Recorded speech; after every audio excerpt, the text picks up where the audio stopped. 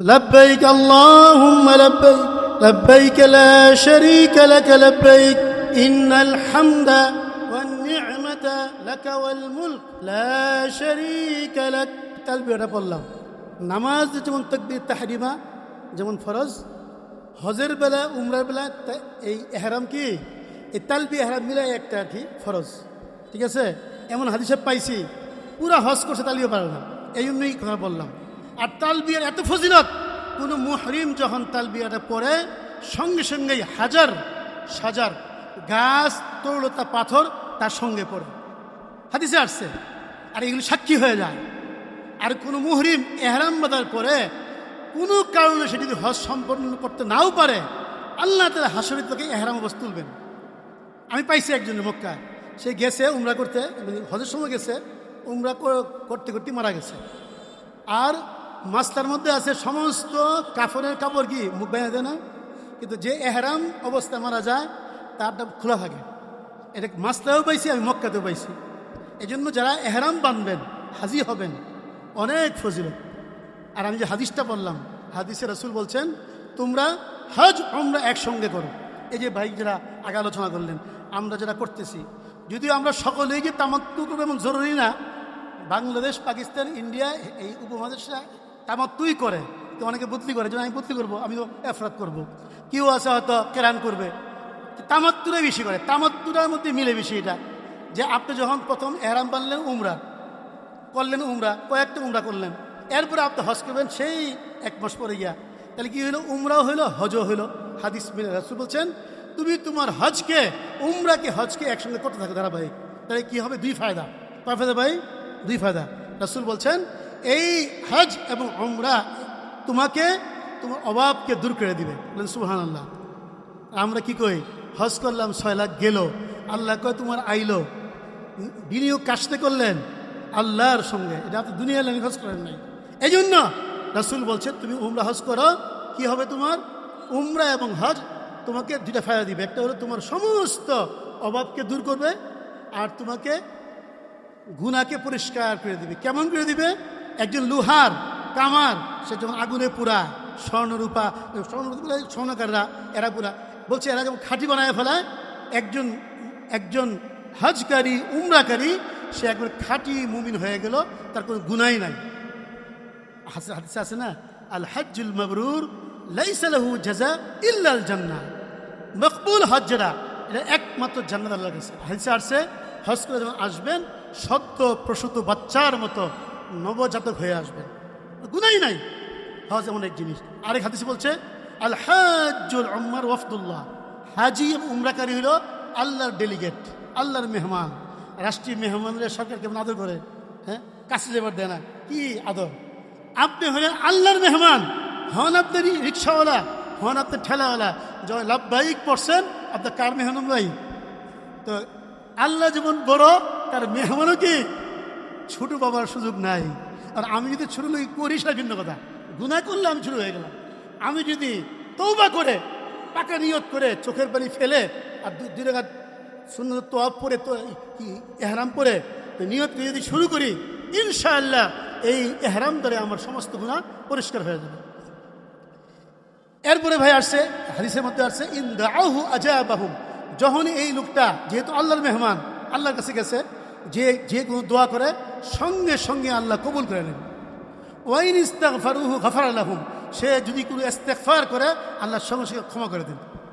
একজন হাজির অনেক ফায়দা। এক হাদিসে আছে আর বা আমিয়া শব্দ আছে, তার আহলে বায়াতের 400 লোককে সে শাফাআত করতে পারবে। এতক্ষণ বললাম ফজিলত, এই জন্য এত বড় ফজিলত বলা, কিন্তু আমরা কাউকে ছোট বাবার সুযোগ নাই।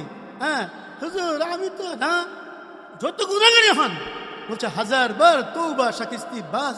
আল্লাহ বলতেছেন তুমি আমার বান্দা, তুমি 1000 বার তওবা ভাঙ্গো আবার আসো। কারণ কি? দুনিয়ার দুয়ার একখানে গেলে না করলে আরেকখানে, কিন্তু আল্লাহর দুয়ার তো একটা, এখানতে আল্লাহ খেদে যাবেন কই? যেন আল্লাহ বলছে 7 বার তওবা শাকিস্তি বাজা, তুমি যদি 1000 বার তওবা ভাঙ্গো তুমি আমার কাছে আসো। একটা বাচ্চা পায়খানা করে মেখে ধরলেও মা কিন্তু ঠিকই তাকে ধোয়া, বাকি এই সব আমি নাই। এই আল্লাহ তার চেয়ে বেশি। হাদিসে আসছে 100 রহমতের মধ্যে একটা রহমতকে দুনিয়াত দিচ্ছে আল্লাহ তাআলা। এই একটা রহমত এই কুল মাখলুকাত 18,000 মখলুকাতের মধ্যে ভাগ করছেন। এই জন্য মা তার সন্তানকে ভালোবাসে। আর 99 কার কাছে ভাই? আল্লাহর কাছে। এটা আল্লাহ কোন দিন দেখাইবেন? হাসরের দিন। এই জন্যই আমরা যে হজ করতেছি, আগে কি করছি না, এখন আমি বান্দার হক দিয়া দিয়া তওবা কইরা তওবা নিয়ে রওনা হবো ইনশাআল্লাহ। এরপরে আসি আমরা, ভাই তো আমার ধারাবাহিক বলছেন যে ভুলগুলি বলি, অনেক অনেক ভুল হয়, অনেক অনেক ভুল। আমি তো বারবার আল্লাহ আমার লাভলু ভাইয়ের সাথে পরিচয় আমার আমিন সাহেবের সাথে 12 সাল থেকে, আমি তো 2000 সাল থেকে যাই। অনেক হাদিকে দেখছি ওই এয়ারপোর্টে, হুজুর আমি তো আমার জুতা ওই স্যান্ডেল যিনি লিস্টে দেখছিলাম ব্যাগও পড়ে আছে বোন, আমি এখন শুলে রওনা হয়েছি। এই দেখ এখন সে স্যান্ডেল পাবে কই? এয়ারপোর্টে কে স্যান্ডেল দিবে? অনেক সময় ট্রানজিট হয় উমরার সময় আর কি, দুবাই এয়ারপোর্টে এই চাষা ঘুরতেছে ঈদের সুযোগা বইরা, চাষারে কী করলেন? ওই কেন ভাই এই অবহেলা কেন? এই জন্য আমরা লিস্ট আছে, এই রাবলু ভাই দিবে, লিস্ট দেখে দেখে আমরা ব্যাগ গুছাবো। এবং আমার যে স্যান্ডেলগুলি পড়তে হবে ঢাকার থেকে নিয়ে একবারে ওই উমরা শেষ করার আগ পর্যন্ত স্যান্ডেলগুলি খেয়াল রাখবো। আর আপনি কোনো হুজুর টাকা আজকে না, আপনার ভালো স্যান্ডেল কোথাও পাবেন না, ওদের এসে 10 টাকাতে কিনবেন, কালকে ছিঁড়ে দেবো। এই জন্য ভালো ভালো স্যান্ডেল 2 জোড়া কিনবেন, 1 জোড়া ব্যাগে, 1 জোড়া হ্যান্ড ব্যাগে রাখবেন, অতি জরুরিগুলি হ্যান্ড ব্যাগে 7 কেজি, ঠিক আছে? আর এহেরামের কাপড়ও এমন লোক দেখছি, পুলিশ এমন লোক গেছে প্লেনে টিকে, হুজুর 250 কই, আমার তো রয়ে গেছে হুজুর কই আর কি। এই জন্য এই ভুলগুলো যেন না হয়, অনেক ভুল আমরা হাদিস আমরা করি, এগুলি বললে ভুলের সীমা নাই। কারণ যেমন ফজিলতওয়ালা ভুল করলে কেমন, আমার আব্বা বলতেন ঠেলা গাড়ি কোনো সময় অ্যাক্সিডেন্ট দেখছো? আমি আব্বা দেখি না, প্লেন দেখছি। ঠেলা গাড়ি কিনতেও সহজ, চালাইতেও সহজ, এটা অ্যাক্সিডেন্টও হয় না, এর দামও নাই। কিন্তু প্লেন অনেক দামি, অ্যাক্সিডেন্ট হলে ভুসি, লাশও পাওয়া যায় না। হজটা অনেক দামি, আপনার পুরো জীবনের গুণা মাফ করে দিয়েছে, স্বর্ণ খাঁটি বানায় ফেলতেছে। ওখানে গিয়ে যদি ভুল করেন, এনে গিয়ে একজন সুন্দর, এটা বলতেছি আল্লাহ তাআলা যেমন আপনার গুনাও মাফ করবেন, আপনাকে পরীক্ষাও করবেন যে আপনি কেমন ঈমান লয়ে গেছেন। আমি তো হজ করি, আমার বয়স প্রায় 60, আমি 33 বছর হজ করি, জোয়ানি ছিল, বইসি তো অফে এই লিপস্টিক লাগায়, ওই যেগুলি বাইরের মেয়েদের আল জাজায়ের, মিশর যেদের সামনে যায়। এখন আপনি কী করবেন? আপনার চোখকে আঁখুকে পর্দাদারি, আপনাকে নিচে রাখতে হবে, যদি দেখাইবেন তার কিছু হবে না, আপনি তো গুনার বোঝা লইলেন। চোখের হেফাজত করা, এই যে মোবাইল, এটা যে কত গুনার জ্বর আসল, এইটাকে ভাই বললেন আল্লাহর রাসূল যেখানে বলে গেছেন আশাদ্দান নাসি আযাবান ইয়াউমাল কিয়ামাহ সাবিরুন, হাসরের দিন সবচেয়ে শাস্তি হবে যারা ফটোগ্রাফার।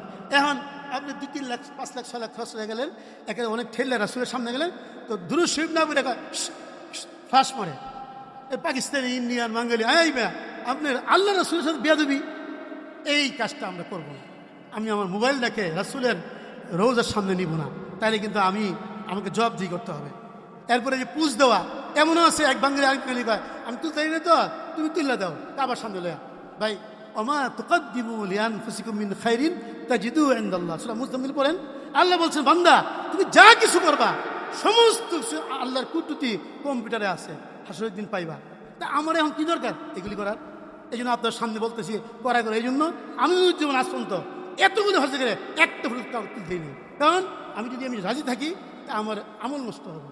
এই জন্য আমরা ফটো তুলবো না, দিবও না তুলতে, ঠিক আছে ভাই? তো অমুকে তুলুক গা, ভাই বলছেন না কে কি করুক গা, আমি নিজকে বাঁচায় রাখবো। এরপরে মুসাফিরের হুকুম, এই মাসলাটা অনেকে ভুল করে। মুসাফিরের মাসলা, এই যে আপনারা যে প্যাকেজে যাচ্ছেন, বাংলাদেশের প্যাকেজ অনেক রকমের হয়। একটা হয় আগের প্যাকেজ, একটা মাঝখানের প্যাকেজ, লাস্টের প্যাকেজ, স্থায়ী প্যাকেজ, অস্থায়ী প্যাকেজ আছে না? আপনারা এই প্যাকেজটা, যে প্যাকেজ দেখতে অবশ্যই মাসটা জানতে হবে, সেটা হলো আপনি দেবেন দ্বিতীয় ফ্লাইটে, দ্বিতীয় দিন মক্কা থাকবেন কয়দিন? আপনারা 22-23 দিন, তা আপনি নিশ্চয়ই মুকিম। আর মুসাফির যখন 15 দিনের বেশি হয় সে কী হয়ে যায়? মুকিম। এই জন্য আপনি যেই মক্কায় নামবেন, ঘরে যদি নামাজ ফেলও করেন তো জোহর, আসর, এশা 4 রাকাত, ঠিক আছে? আর জামাতে বললে তো জাজ তাই। মদিনায় যাইবেন, ওখানে তখন 8 দিন, এই মুসাফির শুরু হয়ে গেল। এখানে তো 15 দিন হলো না, ওখানে আপনি জামাত ফেল করলে 2 রাকাত, জোহর, আসর, এশা। আবার যখন আইবেন মক্কার থেকে, এই 5 জিলহজ, হজের দিন বাকি থাকবো, মক্কা যেখানেই আসেন আপনি তখন থেকে নিয়ে আপনি আর মুকিম হইতে পারবেন না, নিয়ত করলে সই হবে না। টিকিটে লেখা থাকবে আপনার ফ্লাইট হলো আর 12 দিন পরে বা 10 দিন পরে বুকিং করতে হইবেন। এই মাসটা ভালো করে না বোঝার কারণে খালি ঝগড়া করে। আমরা এত কষ্ট করে পাকিস্তানি আফতা বললাম, আমগুলো ঝগড়া করে না বুঝা, এই বলে দিলাম। আপনারা যারা আছেন এই ইন্ডিয়ার গালফের সবাই কিন্তু মদিনাতে আসা পরে কি সত্যিকার মুসাফির। যদি ঘরে নামাজ পড়েন জোহর আসর এশা কি করবেন 2 রাকাত, আর মসজিদে বলে দিই সব রাস্তায়, এটা মনে রাখবেন। মিনা আরাফাতে আপনার মুসাফির। এবার যেহেতু আপনার ফ্লাইট পাথর মারা শেষ, 1 দিন পরে ফ্লাইট, আপনি কখনোই মক্কায় আর 15 দিন থাকবেন না। আচ্ছা, অনেক হাজিকে দেখছি এত কষ্ট করে হজ করে, আমরা অনেকদিন অভিজ্ঞতা বলতেছি, এহেন দিকে খুব বেটাগিরি করে, হুজুর গিয়ে আমি তোবার জিন্দিগি হাসিল করবো। কারণ হাজি সাহেব তিনটা বাজে না হুজুর, কারণ বাংলাদেশ গরমের দেশ, এসি কথাই নাই, পুরা মসজিদে এসি, হোটেলে এসি, আর কম্বল, আর কি নরম বিছনা, আর কি আরাম, স্বাভাবিক দেশ।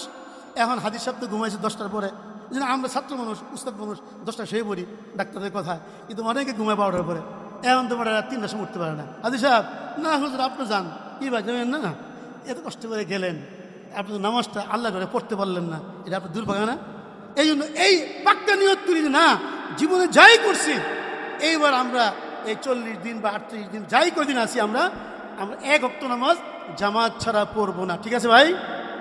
একটু এক ভাই কি বলছেন, যে যেমন একটা মাসলা আছে, ঘরে বললে কি 25, ওই মসজিদে ওই জুমার মসজিদে 500, আর আল্লাহর ঘরে কত 1 লাখ। 1 লাখ শুনছেন না? প্রতিদিন 5 ওয়াক্ত বললে কয় লাখ হয়? 5 লাখ। হিসাবটা ভুল। হিসাবটা কি? মুআল্লিমুল হুজ্জাজ শেখ জাকারিয়া তাবরিলি যিনি আমির, উনার যে মাদ্রাসা, ওখানে মুফতি সাহেব লেখছেন, সাইদ সাহেব, হুজ্জাজ মুআল্লিমুল হুজ্জাজ, ওখানে তুমি লিখে নিয়ে আসছি। উনি লেখছেন খানায় কাবায় তো 1 লাখের কথা ঠিক আছে, এটাকে 700 গুণ দেও, কারণ আল্লাহ তাআলা মুমিনের আমলকে 700 গুণ বাড়ান। 700 গুণ হিসাব করে দেখাইছেন যে 1,35,00,000 সওয়াব প্রতিদিন। আপনি একজন হাদিসের যদি খানায় কাবায় 5 ওয়াক্ত নামাজ পড়েন, কত সওয়াব পাইবেন? 1 কোটি। লেখেন না, লিখে রাখেন, কারণ তবলিগেরা কয় না, যখনই ফজিলত শুনুন যাতে আগ্রহ বাড়ে। আমি ওই জন্য হাদিস সাহেবকে 3টার সময় ঢাকা শুনি, ভাই অনেক নামাজ তো কামাই করছেন, আয়েন না মসজিদে যাই না ডাকতেছে, এই জন্য তোরা বললাম। এই জন্য আবার ওখানে যদি যান মদিনা, ওখানে 50,000, ওখানেও সব আর সব। আচ্ছা, তোয়াফের জায়গাটা যেটা সহজে বলা হয়েছে প্রতিদিন এত তোয়াফ করে ফেলবেন, এখন অনেক কঠিন হয়ে গেছে। যদি গিয়ে দেখবেন, আগেই করে দিই, আগে ও সিনাফত কাছে লাগে। করোনার পরে সরকারের আইন করে বলছে অন্যরকম, আপনি ইচ্ছা করলেই প্রতিদিন এই এহরামে কাপড় নিয়ে তোয়াফ করবেন, এই ড্রেস নিয়ে আসা সম্ভব না, এটা বন্ধ করে দিয়েছে।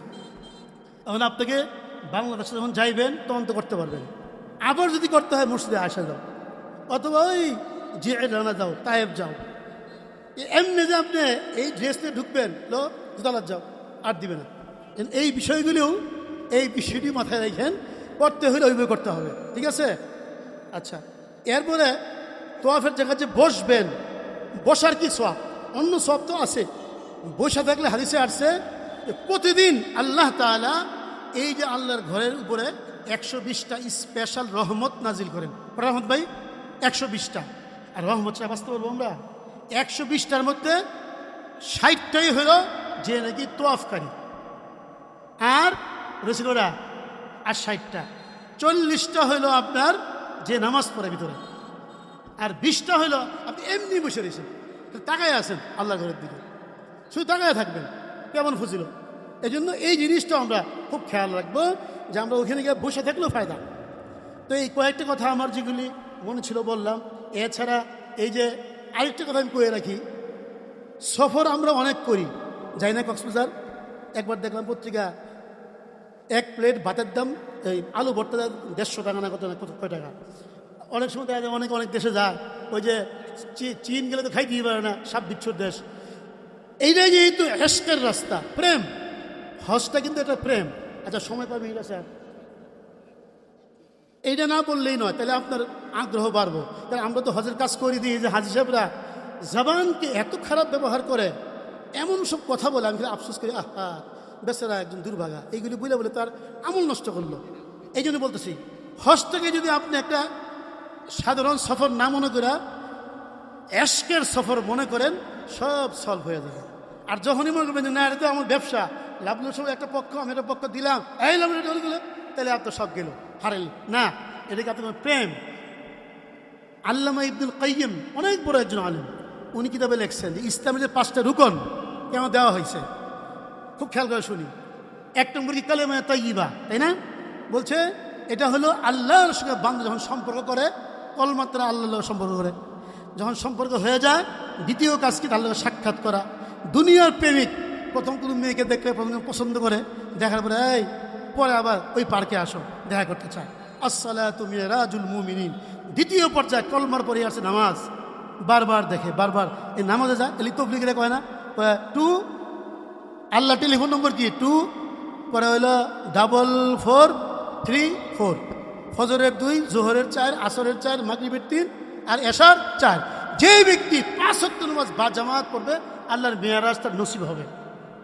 এইটা যেটা হইল দুনিয়া প্রেমিক কি করে, যখন সম্পর্ক হয়ে গেল, দেয়া সাক্ষাৎ হয়, এখন তার নকল করতে চায়, গিফট, তখন সে কোনটা পছন্দ করে সেটা পরে তার নকল।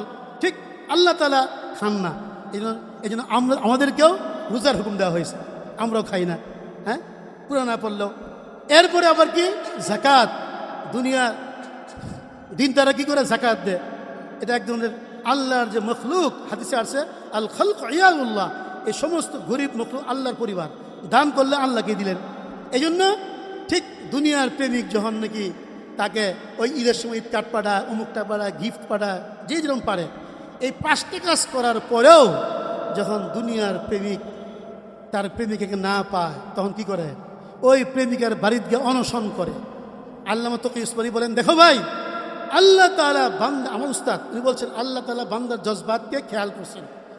আল্লাহ যেহেতু জিসিম নাই, বডি নাই, ধরা যায় না, আল্লাহ বলছেন, বান্দা তুমি যখন 5 কাজ করে ফেলছো, কলমাও পড়ছো, নামাজও পড়ছো, সব করছো, এখন আমার ঘরে চলে আসছো, বন্ধুর পাইলে কি করে, জীবনে যখন প্রথম পায় বা অনেকদিন পরে পায়, ধরায় ধরে না, আলিঙ্গন করে না, ঠিক তুমি গিয়া ওয়ালতাজিমিল মুলতাজিম আলোচনায় আসো না, যেহেতু হজের আলোচনা তো এইখানে করা সম্ভব না, অনেক কথা আমি তো সারাদিন করতে পারবো। তো এখন কথা হইল, ওই মুলতাজিমে গিয়ে বুকটাকে লাগাই দেয় অসহায়ের মতো, আল্লাহ আমার দেয়। এটা কেন বলা হয়েছে? ওই যে যেহেতু ডাইরেক্ট আল্লাহকে পাইলাম না, আল্লাহর ঘরকে পাইছি, এটা আল্লাহ বলছেন, লিলাফি ফালিয়াবুদু রাব্ব হাযাল বাইত। আল্লাহ বলছেন, বান্দা তোমার যে নিয়ামত দান করছি, এই বাইতের রবকে তুমি কি ইবাদত করো। সুদাই ছিঁড়ে কিনছি, মাগরিব পড়াচ্ছে আর পড়তেছে, হুর কাঁদতেছে। বাঙালি আমরা তো অর্থ বুঝি না যারা, এই জন্যই ভাই এটাকে এশকের সফর মনে করি। এই আল্লাহর প্রেম যেমন আপনি যখন নাকি হজ থেকে মনে করবেন যে আমার জীবনের একটা প্রেমের, আল্লাহকে পাওয়ার জন্য আল্লাহর ঘরকে তোয়াফ করবো। এই দেখেন না কেমন বিচিত্র নামাজ, নফল হোক ফরজ হোক, নামাজের ডিজাইন তো একরকমই, তাহলে এটার নাম ভিতরে, এটার নাম ওয়াজিব। কিন্তু হজে দেখেন এহরাম এক ধরনের আমল, হ্যাঁ, সমস্ত ছেড়ে দিয়া সেলাইবিহীন কাপড়, আবার যাচ্ছেন আল্লাহর ঘরে গিয়া ঘুরতেছেন এখানে, আবার এখানে যাবেন সাফা মারওয়া, ওখানে এরকম করতেছেন আসা যাওয়া, আবার যাচ্ছেন মিনা, আবার আরাফাত, আবার মুজদালিফা, আবার পাথর মারো। তো ইসমাইল লেখছেন এই যে পাথর মারা, এটা যদি আপনি ইসলামের দৃষ্টিতে না নেন, পাগল দেখবো, এই মিয়া একটা খাম্বা ঘর রয়েছে, মানলে কি হইব, অনেকের জাম যায় না, এটা আল্লাহর প্রেম। এই জন্য বলছিলাম যে হজের আমলগুলি এটি এশকের নজরে দেখবেন, ডাইল দিয়ে বাদ দিলেও ভালো লাগবে। আর যদি এশ না থাকে, বিরিয়ানি খাওয়া এই লবণ বেশি হয়ে গেছে।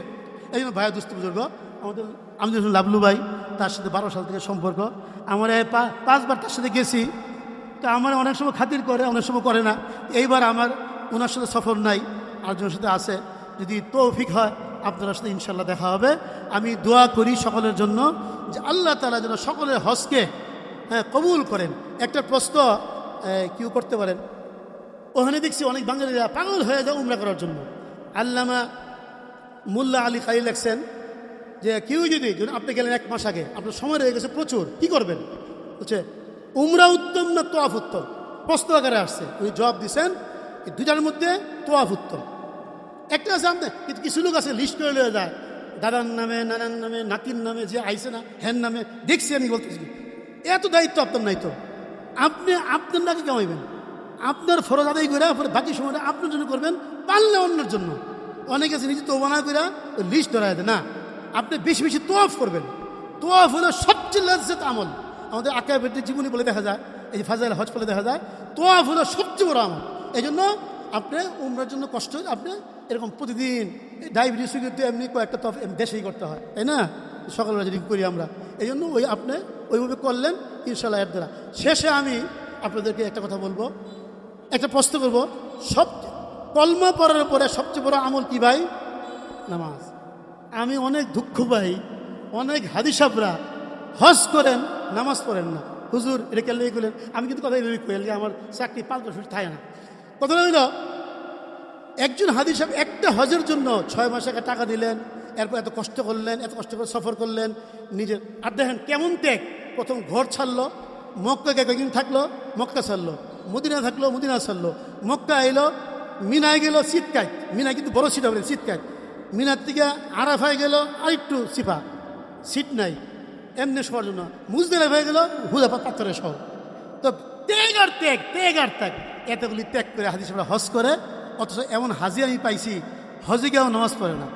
হুজুর কেমনি পাইছেন? আমার চোখে দেখা।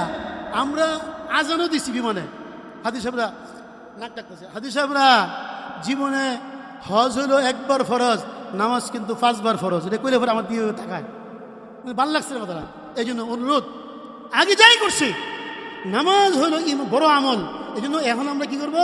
হজ তো করবোই, হজের সঙ্গে সঙ্গেই নামাজের ট্রেনিংটাও 100 ভাগ দিব ইনশাআল্লাহ। আচ্ছা, একটা আমল শেষ করতেছি। যেহেতু আমার বয়স এখন 60 হয়ে গেছে, আমার সমবয়সী অনেকেরই ফেসবুক দিয়ে মরে গেছে, ওর মরার চিন্তা বেশি আইছে। এর লেগে আমার যাত্রাবাড়ির শেখ একটা আমল দিয়েছেন, এই আমলটা আপনাকে দেওয়া যায়। যদিও হাদিসে আমরা আগেও পড়ছি, আমি 33 বিমতি করছি, কিন্তু আমি আমল করি নাই, 4 মাস ধরে করতেছি। এই আমলটা আপনারা করবেন, কি ফায়দা হবে? হাদিস শরীফে আছে, কোনো ব্যক্তি ছোট্ট আমল 5 ওয়াক্ত নামাজটা পড়ে জাকাত বইয়া একবার আয়াতুল কুরসি পড়বে। কয়বার? একবার। সহজ নাই না? তাহলে এই ব্যক্তি জান্নাতে প্রবেশ করার জন্য শুধু খালি তার মৌতটা বাধা। এর অর্থ কি? মৌতটা সেতু বন্ধন, মৌত হবে শুধু জানতে যাবে। কত বড় কথা, সহজ আমল না, কোনো টাকা পয়সা খরচ নাই, কত বড় কষ্ট নাই। এই জন্য আমরা কি করবো ভাই? আজকের থেকে আমলটা করবো। এই যে আমি 4 মাস ধরে শুরু করছি, আলিম হয়েছি কিন্তু 33 বছর আগে, কিন্তু আমল শুরু করছি 4 মাস আগে। এখন প্রত্যেক নামাজে আমি বই আয়াতুল কুরসি পড়ি। কেন পড়ি? যদি মরে যাই। এই জন্য সবাইকে অনুরোধ করি যে আপনারা সবাই আয়াতুল কুরসির আমলটা ধরেন ইনশাআল্লাহ।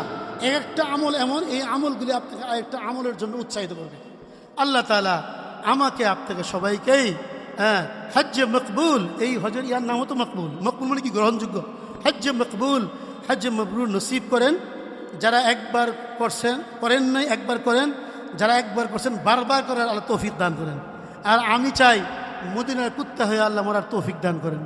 আমাদের এক আকাবের লেখছেন যে মদিনাকে সাগমে মেরা শেখ জাকারিয়া, উনি বলছেন উনার যে শেখ জাকারিয়ার যে উস্তাদ সাহারানপুরি, উনি থাকছেন সাহারানপুরে, মরছেন কই? মদিনায়। শেখ জাকারিয়া সারা জীবন পড়াইছেন সাহারানপুরে, এন্তেকাল হয়েছে কোথায়? মদিনায়। শেখ জাকারিয়ার যে ছাত্র আমার পীর আব্দুল রাজ্জাক মক্কি, উনি মারা গেছেন সাউথ আফ্রিকা, জানাজা হয়েছে কোথায়? মদিনায়। আমি আপনার যদি ইয়াকিন থাকে যে আল্লাহ চাই কিছু করছি, মোটটা আমরা মদিনায় দাও, হুজুর মদিনায় তো লাভ কি? হাদিস শরীফে আসছে, ইসরাফিল যখন সিংহায় ফুঁক দিব, প্রথমে রাসূল করিম সাল্লাল্লাহু আলাইহি ওয়াসাল্লাম আবু বকরের পিঠে এক হাত, উমরের পিঠে এক হাত দিয়া প্রথম রাসূল উঠবেন, তারপর বাকিরা উঠবে, অন্যরা উঠবে। যদি আমার মোটটা মদিনায় হয়ে যায় তা আমিও তো প্রথমে উঠবো। কি বলেন? রাসূলের সঙ্গে শরীক হওয়া। এই জন্যই আমি কথাটা কইলাম যে আমার জন্য মদিনার কুত্তার সাথে আমার শরীক হইতে পারি। আল্লাহ তাআলা আমাকে আপনাদের সবাইকে তখন যে কথাগুলি বলা হলো সেগুলো আমল করার তৌফিক দান করেন।